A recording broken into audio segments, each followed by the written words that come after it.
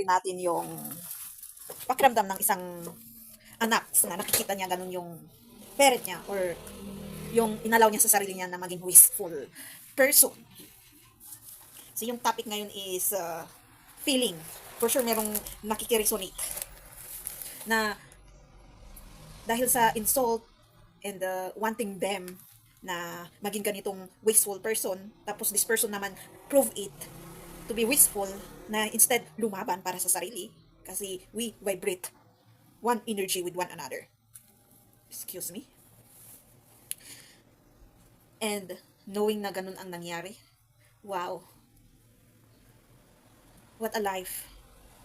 You don't know what will you feel kung pinipiti mo ba or sasabihin you deserve it because you prove it. So before me, who am I before? May muntik siguro na gusto nilang ganito mangyari sa akin. Sige, i-prove kong gawin ko sa mukha nila. Parang ganun. Pero may instant na bakit ko naman gagawin yun? Hindi magiging masaya sila. Naglalaban yung dalawang genes. So siguro yung genes na yun, mas malakas. Yung lakas ng genes is sa mother side. Yung, sorry to say, isa. Kasi mostly, yun ang napapansin ko sa. Merong part naman na malalakas din. Pero parang napapansin ko din sa mga girls. Hala, this is approved. Because everything that you observe is an representation of, even though it's the gender itself, representation of what is happening all over the world. So, if I can say, my father is a man, right? A male gender. And it represents the male gender. Whether you're educated or not. You don't know what's real moral value. Characteristic manners, the real. So, marami akong nakikitaan yan na personality ng isang tao, lalong-lalo sa educated. They prove that even though they are educated, they are very corrupted person. Yung ugali. That's why they didn't even know na ganun sila. And sa akin, na ginagawa yun, na trying its best to connect and be friend or any kind of interest, I more disrespect them. I more see it as, why would you be my friend or would I allow to connect with you? And you yourself doesn't know how to introduce yourself in the proper way. The real manners, the real conduct, moral value. But here you are, talking to me, introducing yourself with a disrespectful manner, and just bragging yourself. Sometimes they use bragging. Yung alam ng generations ngayon, na tamang bragging, na tamang aangat ng pangalan or image, yun ang explanation nun. Pero sa akin, na awakened and enlightened, and alam ang totoong tama at mali, yun po is yung totoong bragging. At itong ganitong talk na sasabi ng katotohanan, observation, connection, is the one that this generation's saying it's bragging. Sabi nga na nila, or lagi ko din sinasabi, na lagi ko din nakikita sa post na, yung good naging reverse na yun na yung naging bad. Tapos yung bad na reverse na yun na yung good. So I don't blame them of home they became. Kasi yung environment na. Parang naririnig ko lang din kung paano sila magkwento, kung talagang mahal sila ng pamilya nila. Is to guide them. Instead, from the kwento of the person that experienced the situation nung partner pa sila, alam naman nyo siguro kung sino tinutukoy ko, is the value the siblings more than, kaya napabayaan din yung relationship nila, walang masyadong tulong, like the relationship of my grandmother. Parang napasa lang din sa mother. And yung father, siya ang start nung, ewan ko lang kung siya ang start ng parang yung grandmother na, and nag-meet sila. Dahil sa, hindi actually sa third party din na, dahil naghiwalay yung mother and father ko. It's the immaturity itself. They don't know how to fight with their relationship. Because no one helped. Instead, helping, siguro yung help na binigay nila is lalong nasira. They don't even, well, I guess, the both parents doesn't like the relationship itself also. Lalo-lalo kung, sabi ko nga, sila ang mayaman noon eh, the father side. Yun lang din ang discrimination ng mayaman na hanggang ngayon is, yun yung nakikita sa materialistic world, ngayong generations na to. They don't like people that came from poor people that, they will think na drag down sa kanila, sa materialistic world. And I think, one thing that they don't really doesn't like, same with my grandmother's, the mother of my mother na, hindi actually yung pagbubunga nga ang ayaw nila. Yung gaano siya kalakas. Kasi same sa kabila. Na may sinabing, kahit kasi may sitwasyon noon na kahit hiwalay sila nung bumalik kami dito sa probinsyang to, so may part na parang naging friend and may nangyari and may nagsabi na hindi ko nababanggitin kung sinong nagkwento at sinong nagsabi at sinong nakaranas doon sa sitwasyon. Wala ako doon, pero narinig ko sa nagkwento na sabi na parang parehas pa rin, mayabang. Yun yung tinutukoy nilang mayabang. For sure, pati sa akin kung ano nakikita nila. Yung kaya mo yung sarili mo, ang lakas ng fighting spirit mo, yung kaya mong dalhin yung emotions mo, yung kahit may problema ka, nagagawa mo pa rin ang multitasking, yung hindi mo inaalaw na mostly na stress, depression, and nakakaranas ng anxiety is magmumukmuk, di ba? Hindi. Sa healing, ganun lang din. Aaminin ko kasi meron akong bloodline ng aking father. So, I'm trying to fight for the bloodline of my mother to shift at that part. Kasi ang lakas talagang lumaban din nung.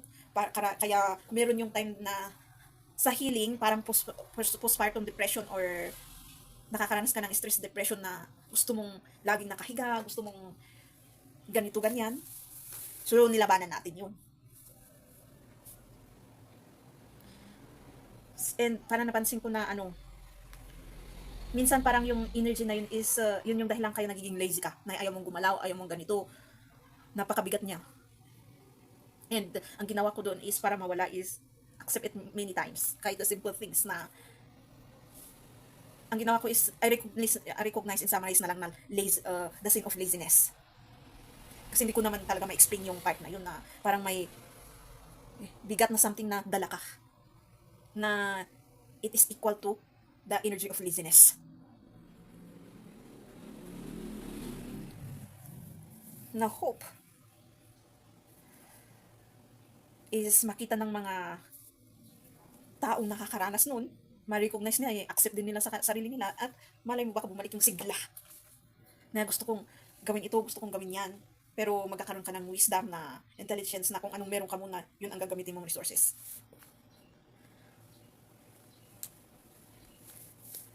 Kasi malakas din kasi talaga yung yung gustong mangyari agad. So, hindi ko naman nakikitaan sa yun, sa bloodline naman ng part of mother yun. Na kung may gagawin ka, dapat parang nag-aaway. So parang yun lang ang inaano din natin ngayon. Yung kung may gagawin ka, rush dapat agad, merong resulta. Yung nakikita ko sa kanila na hindi rin maganda. Hindi ba nila alam na, maalala na naghirap din muna sila bago nila makuha yung parang ganun. Na parang nawawala yun. Na kung ikaw yung tinitingnan nila, parang gusto nilang rush. Weird. Or dahil nasa-sense nila na kakaiba tayo, spirit mo, sabihin natin. Dapat, di ba may kapangyarihan ka, parang ganun, galing ka sa Diyos or ganito, dapat agad-agad. Sabi nga, dun sa is experiencing human. Not dadalhin mo yung being mo kung sino ka before. Like the angel that has ultimate power. Parang mai-install yung gift na yun in a human form. So parang dahil sa healing, mirroring, shadow work, one by one, those gifts will be activated. Yun din lang ang gustong sabihin sa message na to. Na kung ginawa mo ang part mo, ma-activate mo din yung gift na kung anong ibibigay sa'yo na gift. Hindi ko yung kinuha ng ganun kadali lang. Yung iba, sa tingin lang nila, ganun kadali. Pero pag sinubukan nila, for sure. Kahit witches dyan, or marunong sa ritual, hindi nila makukuha unless they use the proper procedure and steps. Slow, fast, or balance. Depende. Depende sa paano yung style ng isang tao, kung paano din natin welcome ang healing ganun. I-mirror yung, gagawin yung mirroring and shadow work. Magkakaiba tayo ng style. Depende rin sa levels na tinatawag nila. Ano yung levels na yun? Yung sa understanding, wisdom, knowledge, intelligence, etc. Yung levels na yan sa any kind of situation or pangyayari or knowledge. So hope, kasi I represent them. That's why I came to a body of walang pinatunayan sa materialistic world, because I represent them. That's what I understand. And that's the personals that will, I can say, one of the personals that will be recognized. This shift. Yung mostly ginagamit nilang scapegoat. Lagi nilang biniblame, lagi nilang iniinsulto, lagi nilang sinasantabi. From nung bata pa hanggang yung merong kindness, or sabihin mong pag sa narcissist is the covert. Tapos na kasi yung time ni malignant ginamit lang nila sa mali. Pero meron pa rin namang magiging sa malignant na yan. Yung very willing, to change. Nasasabay doon sa mga taong yun na hindi mo maintindihan kung humble ba talaga or kwan. Yung dahil sa wala silang courage and confidence siguro na i-correct yung mali na nakikita nila kasi takot sila, hindi nila magawagawang i-correct yun. Yung mga ganyan. Consider na po kasing, pag sa teaching ng psychiatrist or psychologist, consider na po kasing covert narcissist yun. Yung pitying yourself, na wala ka man lang magawa. We have to accept na andun tayo sa part na yun. Naging toxic na person. Kasi, lahat naman toxic kasi mayroong malignant. So, this generation is differentiated with two kinds. Uunti lang po yung from 100%, 10% lang po ang balance na tinatawag nila. So, ito, nung ginawa ko yung works na yun sa sarili, sabihin ko nang nandun na ako sa balance. Me, I can be a covert or malignant, or sabihin mo nang silent or loud. So, may nabanggit din ako noon na the silent one should accept the loud one, and the loud one should accept the silent one to balance it. Walang mangyayari kung you provoke one another, or you disrespect one another, or you don't accept one another. That means no one will be accepted. Kung ganun, laging war. Kaya siguro yung iba is galit sa ganito, yung naghihiyaw pagkwan, pero okay lang naman maghihiyaw pag nasa tamang lugar. Na ako na balance, nakakagalit talaga pagkwan. Pag hindi naman sa tamang lugar. Or iinom-inom ka pero kwan, hindi mo naman pala kaya. Alam mo dapat yung responsibilidad mo. Yung kilala mo ang sarili mo. So, wala tayong judgment doon na nadig naman natin kung bakit ganun ang tao. The best part is prayer for them. Itong conversation na to is para makita natin at ma-understand natin kung bakit naging ganun sila, and bakit naging malignant din ang malignant. Very common sensely, hindi lang natin masyadong nakikita yung covert kasi. Yung akala mo okay lang, nakikisalamuha sa'yo pero nasasaktan pala sa loob. Ang malignant is sometimes napapakita nila kasi very loud sila sa hurt nila, kaya minsan nagwawala sila and nagsisisigaw sila. And may lead to hurting also others. Si covert is may lead to hurting others, pero kunwari patago, more in emotional damage. Si malignant is more on, may kunting pagka-emotional damage, pero more on physical damage. Kasi mag-stand talaga yan na kahit sa Smear campaign talaga. Malignant is very loud. Covert is kunwari maganda yung advice pero may hidden agenda. So same are toxic. Same are pa kunwari. So if we accept that naging part tayo ng nung pagiging trait na yun, yung two different kinds of narcissistic personality, isa lang din yan para makawala ka sa pagiging ganun. Acceptance, reflection, repentance, or accountability.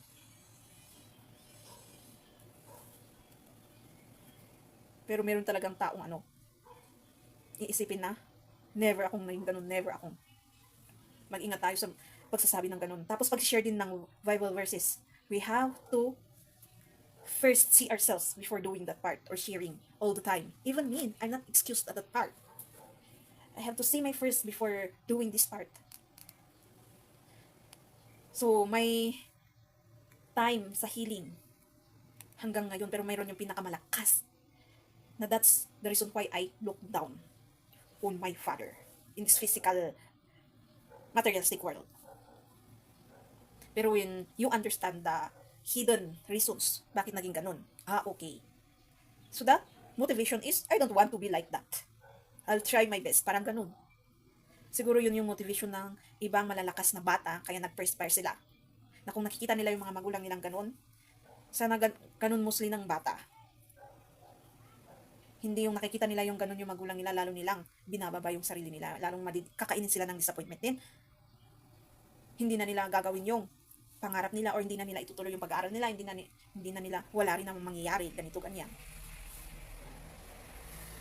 Yung validation ko din kasi minsan, yung kailangan ko may ganito, kailangan ko ganyan, hindi natin nakikita na kaya din namang ibigay ng sarili.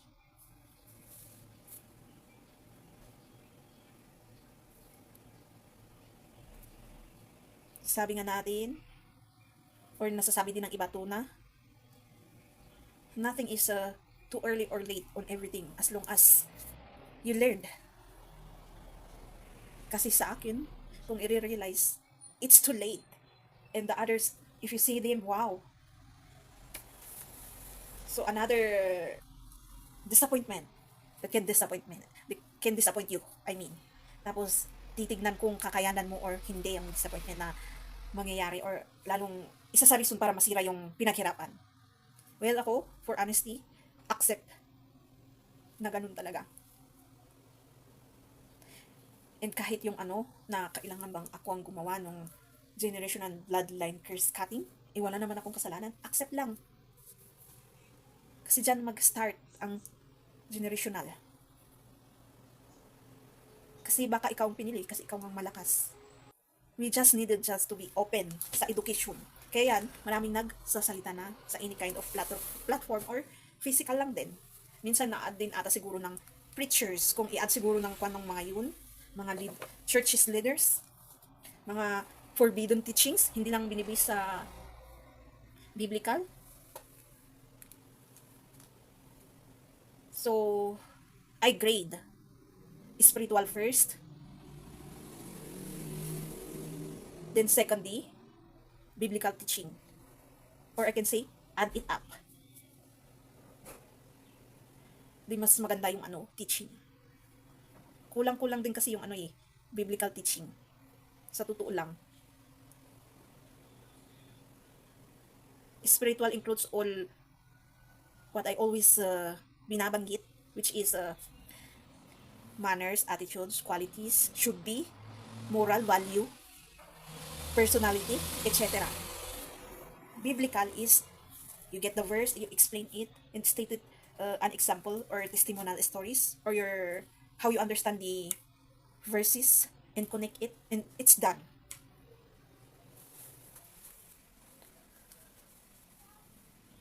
And I think tarot is also related to spiritualist. Spiritual kasi is, pwedeng hindi sila mag-read ng tarot. They connect with the natures na sitawag nila. But card do that also. They just use cards. So,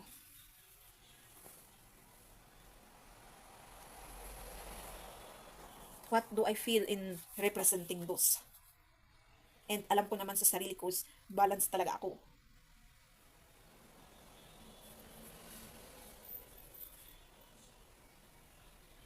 Masakit na parang pinapamukha na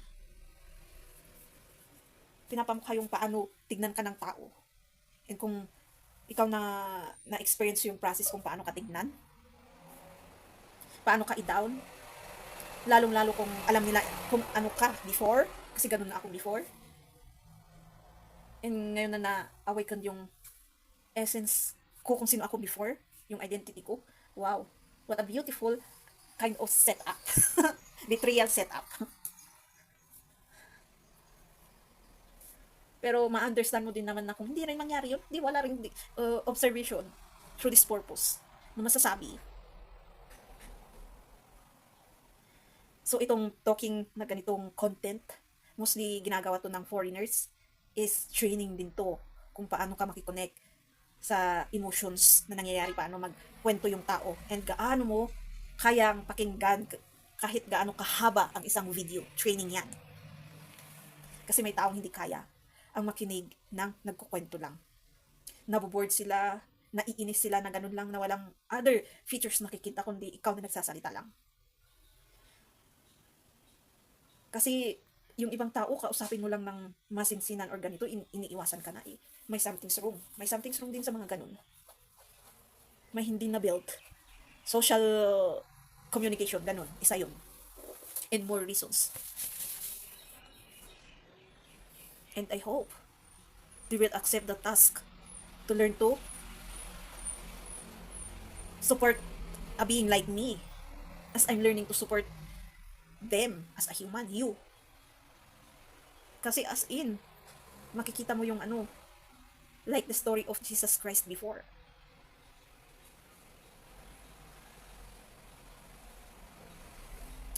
So pag magko-close talaga to, will accept na lang natin. This is not the right place, tribe, to welcome a business like on a person like me. They can't accommodate. Meron namang nagsusupport man, pero kulang yun. Uunti lang sila. Mga kayang harapin. So they will be more blessed.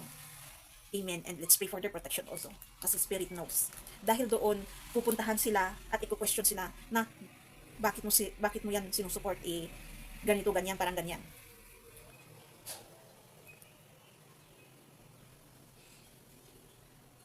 Crisis is not the reason even. Kasi pag naniniwala ka talaga through experience ngayon, crisis nga, and you always believe on the God's provide, meron talaga siya. Kahit yung story ng namin dito, magkakaibang tao nagkukwento na yung start is hindi maganda. Kung naniniwala ka talaga na hindi magkaka-apekto yun sa gagawin mo or business or anumang purpose mo, and you add and believe and have a faith that God provides, meron talaga siya.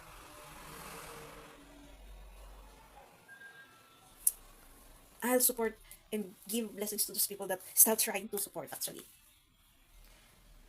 Pero yung trying their best to, kasi meron talagang connection yung last even though nakipag-relationship ako and gumawa ng banding sa taga rito, lahat ng andito is magbe-benefit. May binigay akong kwento ng aking past life sa aking other channel na English ang ginagamit kong language. Ang title ko ata doon is Who Am I in My Past? May binigay pa akong kwan sa wall na mga image ng known personals in the history, royal family. More understanding sa sinabi kong yung dinirect ko kayo sa kabilang channel ko, and ma-check doon is I can say na ako lang makakagawa nun kasi na-install as Who Am I in the real, kung anong identity ko talaga. So huwag niyong gagawin, kaya ginagawa ng ibang tao. Nung nakita natin yun, tayo bang may kasalanan? Kasi Spirit knows. So there's something wrong at the part. kailangan nating i-pray na bigyan ng protection and boundaries and limitations doon na. Kasi kinakapi-kapi ng mga tao yun. Yung, kaya nagkakaroon sila ng maraming asawa, kaya gumagawa sila ng one night stand. Kasi kung nag-bind ka na po ng isang tao, na gumawa ka ng last na yun, is sa taong lang yun na yung mga taong yun. And ikaw na gumagawa nun, mismo ang makakakuha ng bad consequences and bad karma. Kasi interest mo yun eh. And doon din nila binase yung ritual. Kasi may mga grupo din pala ng, anong tawag kaya sa ano? Grupo ng last na yun. Parang narinig ko noon eh. Isa sa messenger eh. The cult of sexual, nakalimutan ko na. Meron pa palang ganun na grupo-grupo. Ay, huwag kayong maniwala sa ganun. Pero pag innocent ka, na ganun pa ng interest ng taong yun, huwag ka mag-alala.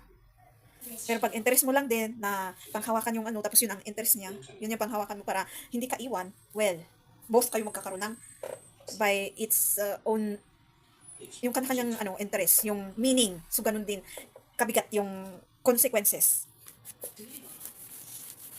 So, tingnan natin, kasi may dumarating na ano eh. Hindi, okay lang. Yung parang nagsasabi na, maghanap ka na. What siyang? Dahil sa kanila na ano, hindi, wag tayong papadisibo. Wala pang nakakapag ano eh. Nakapagbaba ng guard na napaka thick at napakabigat. Kung my own notion for now is, even my place, the tribe that I came from doesn't deserve that part. Kasi wala akong makitaan. May mga darating lang na nagpapa-realize na hindi naman lahat. Huwag mo namang i-consider lahat. Oo naman, hindi naman lahat. Pero, real, ikaw na nakaranas ng ano? Sabihin ko na ako na nakaranas ng paulit-ulit na dismay, destroying trust, and nakikita kung anong interest ng iba. Kaya siguro yun yung mga ano nang lumalapit. Dahil nakita din siguro nila yung content ko na yun. Gosh, huwag niyong iparehas yung kung anong ginawa sa content or paniniwala na madaling makuha ang isang babae ng katulad ng ibang babae sa ano. Meron akong pinanghahawakan na kung gusto niya yung oo ko, is kailangan niyang mag-go forward. Whether that person has no courage and confidence, kailangan niya magkaroon nun. Para sabihin, I like you, I want to be with you. Ew. Awkward pero real. hindi sabihin ko na lang hindi ako sanay sa ganun, pero kailangan natin nasanay. Kung yun ang dapat tingnan natin para deserving. Dahil doon na, nung past life na yun, na kung kani-kanino binibigay, OMG, yun tuloy. Anong nangyari ngayon? Ginamit sa hindi maganda. Nag-perspire na sila. Pero tingnan mo naman ngayon, parang sinong makakontrol, or parang sino na Diyos na, or parang sino na ewan natin, na mas mataas pa daw sa Diyos, or di kaya mas mataas pa sa demonyo. Promise, even the devil itself disgusts what people do. I can feel the essence of that disgust.